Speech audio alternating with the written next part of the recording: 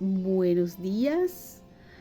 Este día vamos a meditar el Evangelio del día viernes 26 de enero de 2024, tomado el Evangelio de San Marcos. La palabra de nuestro Señor Jesús dice de esta manera: en aquel tiempo Jesús dijo a la multitud: el reino de Dios se parece a lo que sucede cuando el hombre siembra la semilla en la tierra, que pasan las noches y los días y sin que él sepa cómo, la semilla germina y crece, y la tierra por sí sola va produciendo el fruto, primero los tallos, luego las espigas y después los granos en las espigas. Y cuando ya están maduros los granos, el hombre echa mano de la hoz, pues ha llegado el tiempo de la cosecha. Les dijo también: ¿con qué compararemos el reino de Dios? ¿Con qué parábola la podemos presentar o representar?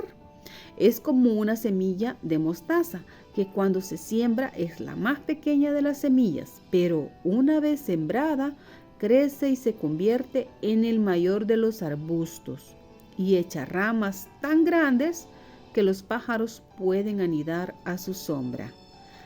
Y con otras muchas parábolas semejantes les estuvo exponiendo su mensaje, de acuerdo con lo que ellos podían entender, y no les hablaba sino en parábolas, pero a sus discípulos les explicaba todo en privado. Palabra del Señor. Gloria y honor a ti, Señor Jesús. Bueno, ¿por qué yo he tomado en este 2024 la reflexión del Evangelio? Pues simplemente porque todos necesitamos que la palabra de Dios entre en nuestra vida, que nos transforme y a la vez poder compartir ese mensaje especial para con todos nuestros seres queridos, las personas con las que nosotros nos relacionamos, para que llevemos a cabo esa parte de la misión que Dios nos ha dado de hablar del Evangelio. Y eso a su vez sirve para alguna persona que necesita un consuelo y también para uno mismo, ¿verdad? Que necesita cada día esa energía, esa paz, ese gozo, esa esperanza, esa fe que lo mueva, esa fe que lo sostenga. Entonces, bueno, acá nuestro Señor Jesucristo compara el reino de Dios con lo que pasa con la siembra, dice, ¿verdad? O sea, nadie por sí solo puede hacer germinar una semilla. El sembrador lo que hace es simplemente colocar la semilla en la tierra.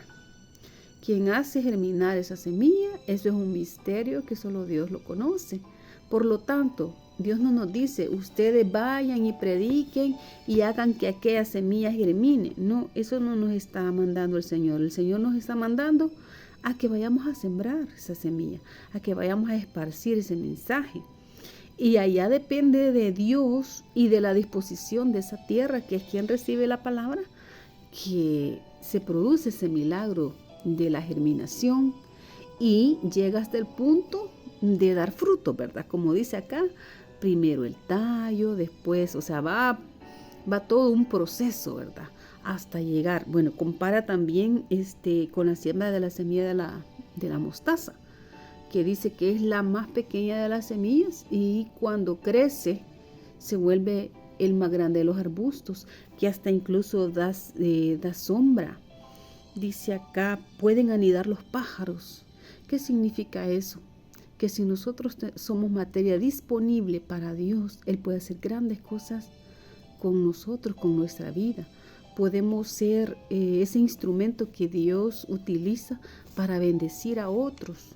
Por lo tanto, tenemos que tener un espíritu valiente, a pesar de no tener una rectitud y no tener una santidad tan extraordinaria.